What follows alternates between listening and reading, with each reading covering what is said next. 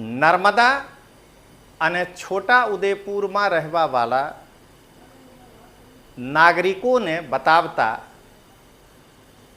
મને વિશેષ આનંદ થાય છે કે જનતા દળ યુનાઇટેડના પ્રદેશ ઉપાધ્યક્ષ કય્યુમ મેમન સાહેબના અથાગ પ્રયત્નોથી છોટા ઉદેપુર અને નર્મદા જિલ્લાના જિલ્લા પંચાયત અને આ જિલ્લાના અંતર્ગત આવનારી તાલુકા પંચાયતમાં તીર નિશાન લઈને જે ઉમેદવાર ચૂંટણી લડશે એની ચયન પ્રક્રિયા પૂરી થઈ ગઈ છે. જનતા દળ યુનાઇટેડના પ્રદેશ ઉપાધ્યક્ષ કય્યુમ મેમન સાહેબના અથાગ પ્રયત્નોથી છોટા ઉદેપુર અને નર્મદા જિલ્લામાં જે ઉમેદવારોની પસંદગીની પ્રક્રિયા પૂરી થઈ ગઈ છે, આ માહિતી મળતા જ આપ કોંગ્રેસ અને બીજેપીમાં ખલબલાહટ મચી ગયા છે. ખલબલાહટ મચી ગયા છે. કેમ કે તીરનું નિશાન નર્મદા અને છોટા ઉદેપુરમાં આ સ્થાનિક સ્વરાજની ચૂંટણીમાં જનતા વચ્ચે આવી ગયા છે. આજે હું જેડીયુના પ્રદેશ ઉપાધ્યક્ષ કય્યુમ મેમન સાહેબના ને તહે દિલથી આભાર વ્યક્ત કરું છું કે નર્મદા અને છોટા ઉદેપુર જિલ્લામાં ગામડે ગામડે ફરીને જિલ્લા પંચાયત અને તાલુકા પંચાયત માટે ત્રણ ઉમેદવારો શોધીને ચયન સમિતિ સાથે બેસીને કય્યુમ મેમન સાહેબ ઉમેદવારોના ચયન કર્યા છે. અને આજે હું ગર્વથી કહી શકું છું કે આદિવાસી વિસ્તારમાં ખાસ કરીને નર્મદા અને છોટા ઉદેપુરમાં આદિવાસીના દિલોમાં રાજ કરતા નિશાન તીર ફરીથી સક્રિય થઈ ગયા છે અને આ વખતે મજબૂતાઈથી ઉમેદવારી કરીને લડવાની મૂડમાં છે. જેડીયુના પ્રદેશ ઉપાધ્યક્ષ કય્યુમ મેમન સાહેબના અથાગ પ્રયત્નથી નર્મદા અને છોટા ઉદેપુરના જિલ્લા પંચાયત અને તાલુકા પંચાયતમાં ઉમેદવારોના શોધીને જે ચયન પ્રક્રિયા પૂરી કર્યા છે, એનાથી આપ કોંગ્રેસ અને બીજેપીમાં તીરનું નિશાન આવતા જ ખલબલાહટ મચી ગયા છે. ગુજરાતની જનતાને રજનીશસિંહ તોમરના પ્રેમ ભર્યા નમસ્કાર. આજના વિડીયો ગુજરાતની જનતા માટે, ખાસ કરીને નર્મદા અને છોટા ઉદેપુરમાં રહેવાવાળા નાગરિકો માટે ખાસ છે. કેમ કે જનતા દળ યુનાઇટેડના ઉપાધ્યક્ષ કય્યુમ મેમન સાહેબના અથાગ પ્રયત્નથી આજે છોટા ઉદેપુર અને નર્મદા જિલ્લા પંચાયત અને તાલુકા પંચાયતના ઉમેદવારોની ચયન પ્રક્રિયા પૂરી થઈ ગઈ છે. તો દોસ્તો, હું અહીંયા એક પંચ કહેવા માંગુ છું.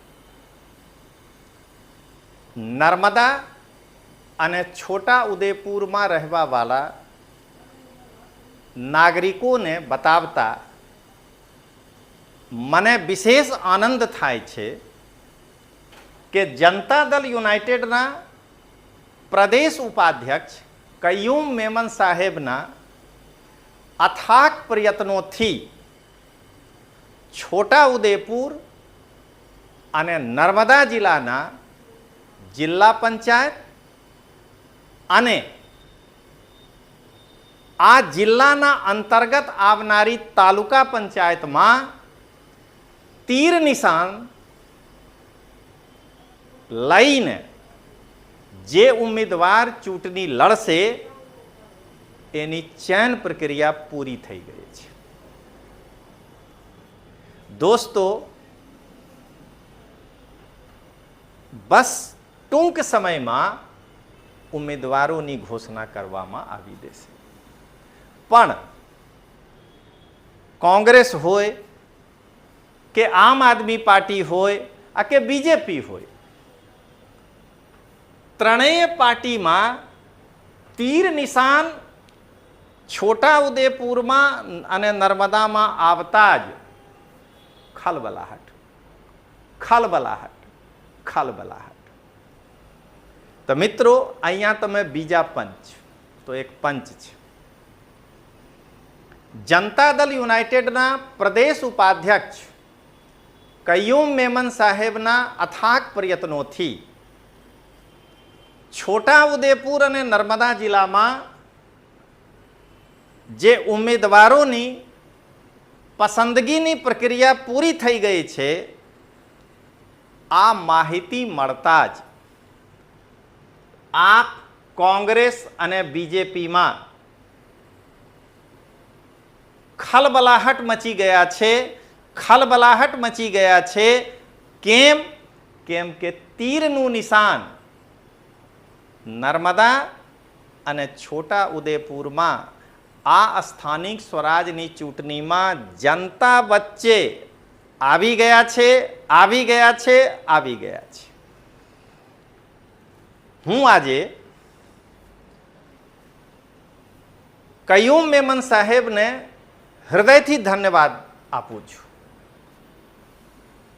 ગામડા ગામડા જઈને ફરી ફરીને લોકોથી મળીને મજબૂત ઉમેદવાર શોધીને એક એક જગ્યાઓ પરથી 3 થી વધારે ઉમેદવારના નામ એકઠા કરીને ચયન સમિતિ સાથે બેસીને નામ ફાઇનલ કર્યા છે.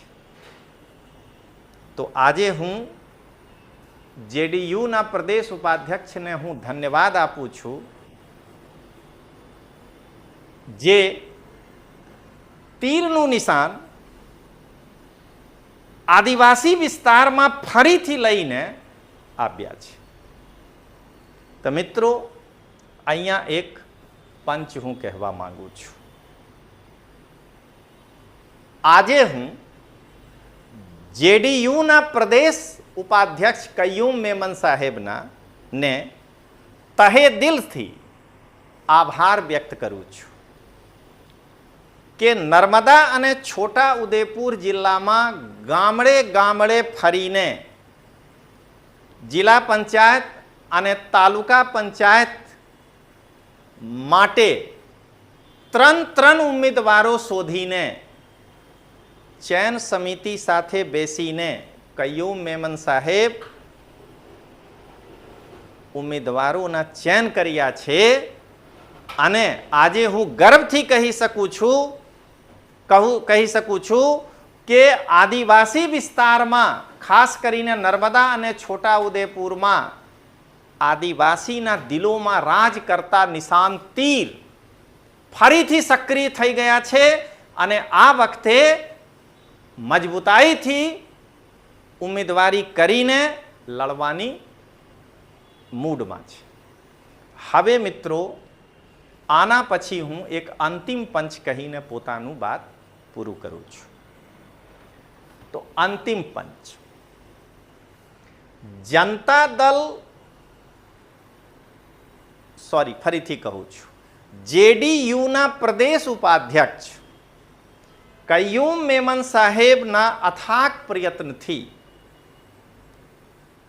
નર્મદા અને છોટા ઉદેપુરના જિલ્લા પંચાયત અને તાલુકા પંચાયતમાં ઉમેદવારોના શોધીને જે ચયન પ્રક્રિયા પૂરી કર્યા છે એનાથી આપ કોંગ્રેસ અને બીજેપીમાં તીરનું નિશાન આવતા જ ખલબલાહટ